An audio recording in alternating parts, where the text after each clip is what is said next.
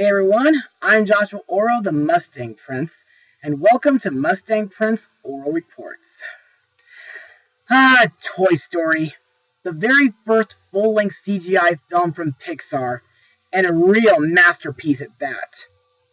For those who are unfamiliar with this film, it's a very simple story. In this film, Woody is a good-hearted pull-string cowboy doll who is the favorite toy of his owner Andy, but later sees his position jeopardizes when his mom buys him a Buzz Lightyear action figure for his birthday. But what's even worse is that the arrogant Buzz thinks he's the real spaceman on a mission to return to his home planet.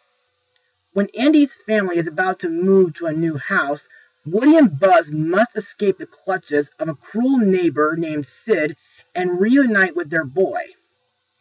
In my opinion, while the CGI is a tad dated these days, just a bit, this movie is still a masterpiece, and I really love how Woody and Buzz learn to get along and become friends. My rating? 100%. It wouldn't be until after A Bug's Life when a second movie would be released.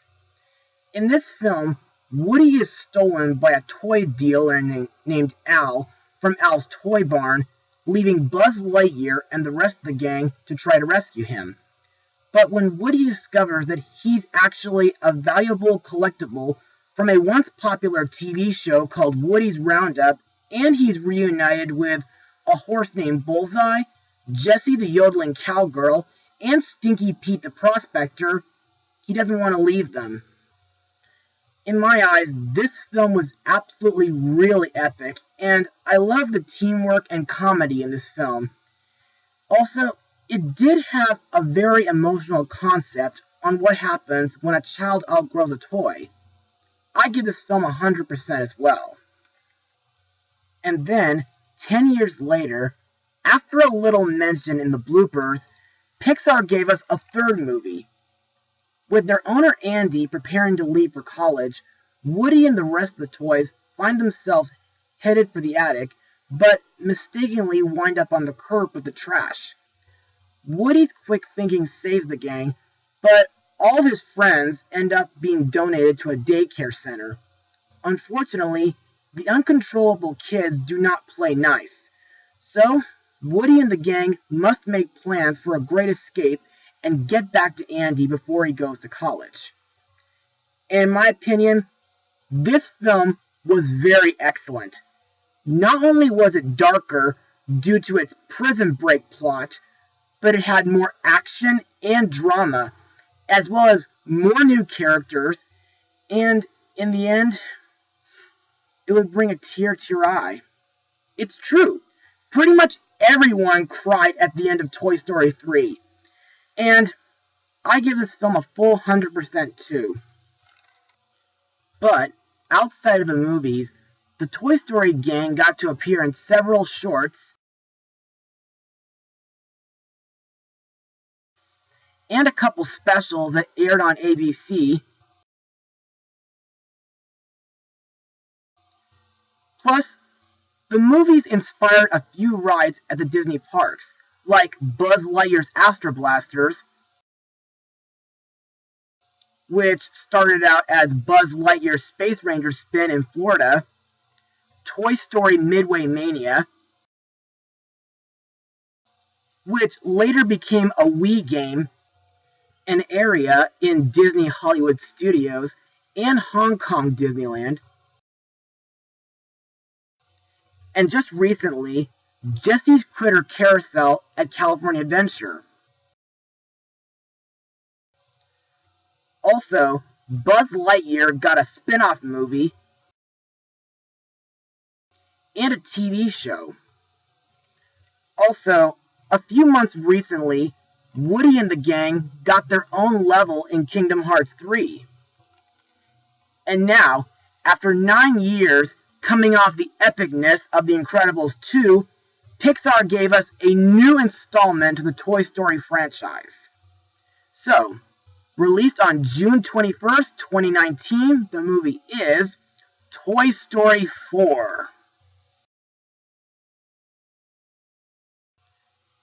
So, let's get started. In this movie, Woody, Buzz Lightyear, and the rest of the gang embark on a road trip with their owner Bonnie and a new toy named Forky. The adventurous journey turns into an unexpected reunion as Woody's slight detour leads him to his long-lost friend, Bo Peep. As Woody and Bo discuss the old days, they soon start to realize that they're worlds apart when it comes to what they want from life as a toy. So, what do I personally think of the movie? Well, this movie did not suck, unlike some fourth films that I've looked at, like this one. In my eyes, this movie was not only excellent, but it was really nostalgic. And some parts of the movie really did touch my heart. But to further explain why I love this film, let's move on to Mustang notes. The movie was directed by Josh Cooley, with this film being his feature directorial debut, from a screenplay by Andrew Stanton, who had co-written the first three films, with Stephanie Folsom, the three who also conceived the story alongside John Lasseter, the director of the first two films, alongside Rashida Jones, Will McCormick, Valerie Lapointe, and Martin Hines. Toy Story 4 was officially announced by Disney during an investors' call on November 6, 2014.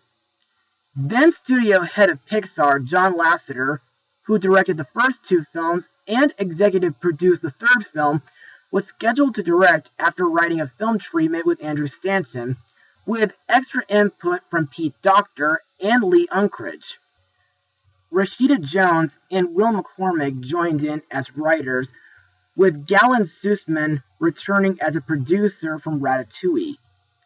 Lasseter explained that Pixar decided to produce the sequel because of their pure passion for the series, and that the movie would be a love story.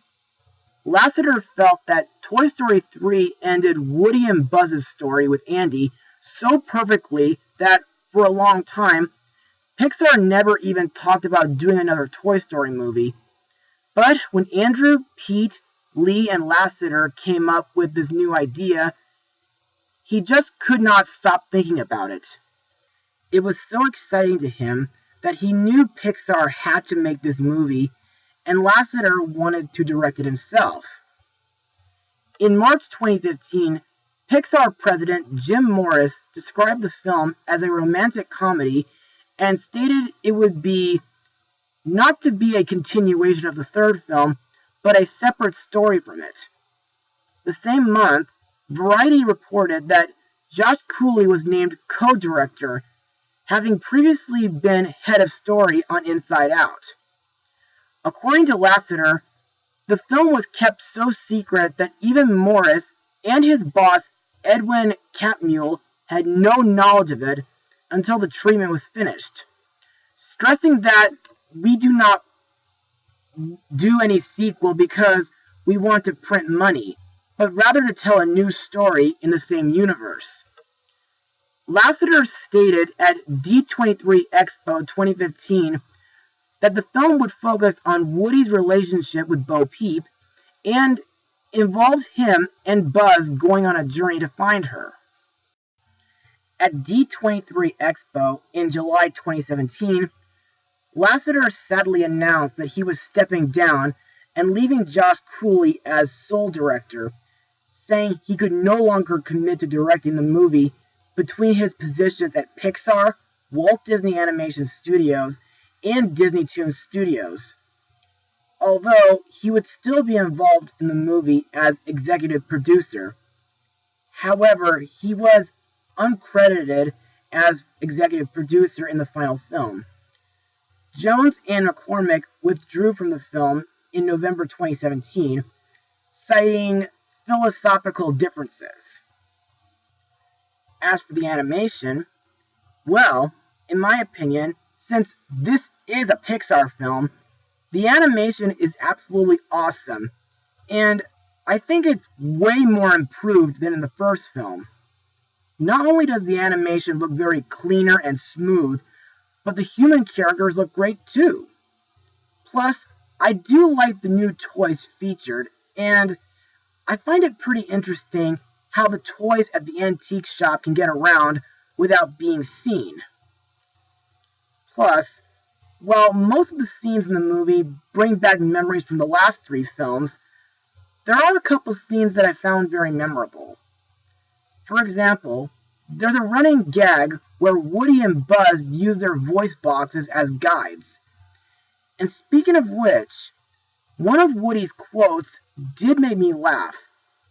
Not only for how nostalgic it sounded, but I was also surprised that it was also used in Kingdom Hearts 3.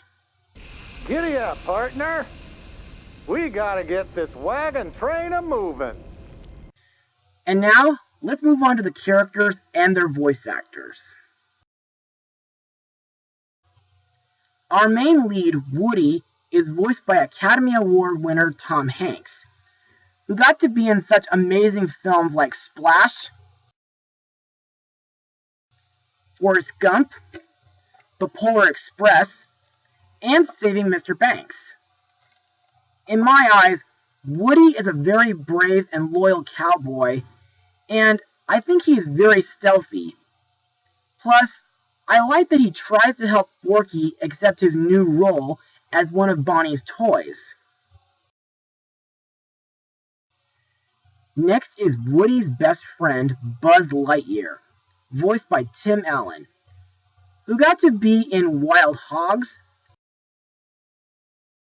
and the Santa Claus trilogy. Ever since I was young, I always felt that Buzz Lightyear was a very cool toy, when he's not delusional, that is. Plus, I like that he and Woody are as thick as thieves. Plus, I do like the part where Buzz tries to help Woody and Bo rescue Forky from the antique shop, and when he gives his friends directions while they hijack Bonnie's RV. The rest of the toys include Jessie the Cowgirl, voiced by Joan Cusack, Rex, voiced by Wallace Shawn, Ham, voiced by Pixar's good luck charm John Ratzenberger, Slinky Dog, voiced by Blake Clark, Mr. Potato Head, voiced by the late Don Rickles, and his wife, Mrs. Potato Head, voiced by Estelle Harris.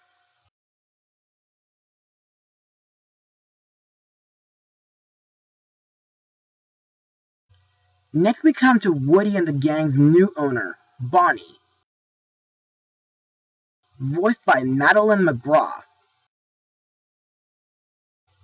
who got to be in Ant-Man and the Wasp.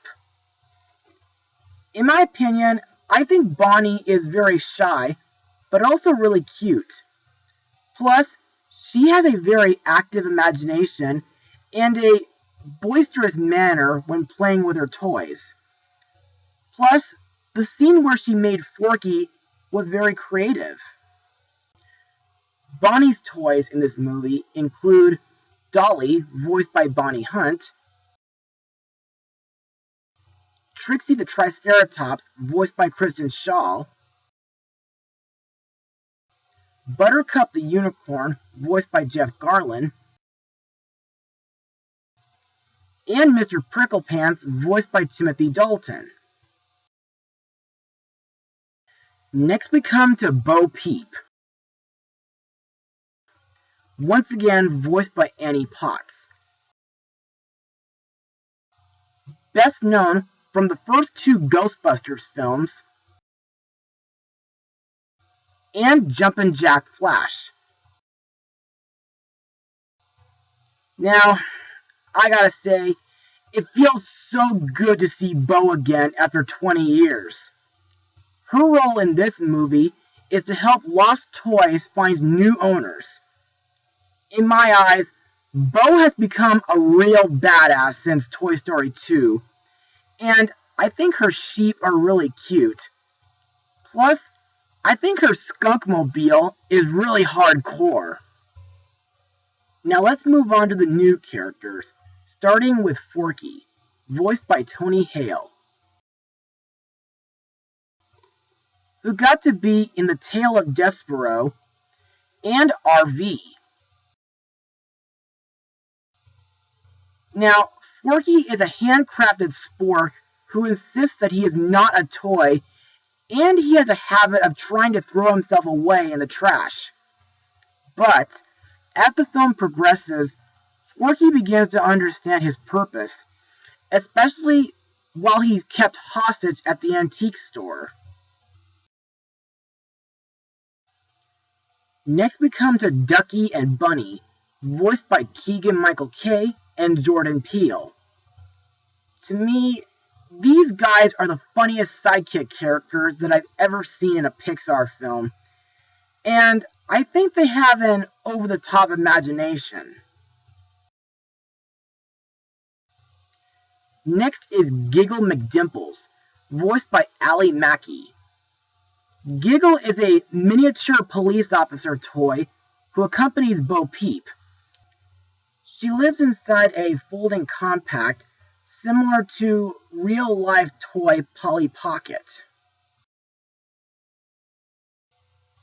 We also have Duke Kaboom, a Canadian daredevil toy voiced by Keanu Reeves. In my eyes, Duke is a real badass, despite the fact that he suffers from low self-esteem due to believing that he let down his previous owner, unable to do the stunts that his commercial ads had promised. Finally, we have Gabby Gabby, a 1950s pull-string doll voiced by Christina Hendricks, who previously voiced Zarina in The Pirate Fairy. To me, Gabby is one of the few villains that I feel sympathy for. However, I also think that her personality doesn't seem very evil, despite the fact that her dummy bodyguards make me think of Slappy from Goosebumps. Also, she reminds me of a doll that my mom used to play with called Chatty Cathy. Plus, I really liked that Woody sacrificed his own voice box not only to fix Gabby, but also to save Forky. And now, let's move on to my final words. Overall, Toy Story 4 was a really excellent movie, and it was also very nostalgic.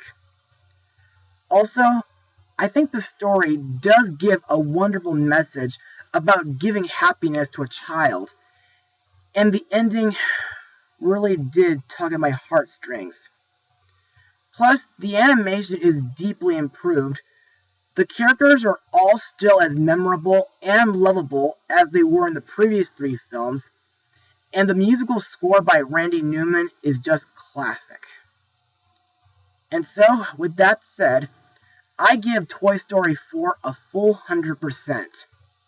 Go see this movie in theaters while you still have a chance. So, let's see what Pixar is going to give us next. A modern fantasy film with two Marvel actors. Okay. Well, anyway, be sure to join me for the 4th of July weekend, where I'll talk about one of my favorite classical movie musicals, Mustang Power.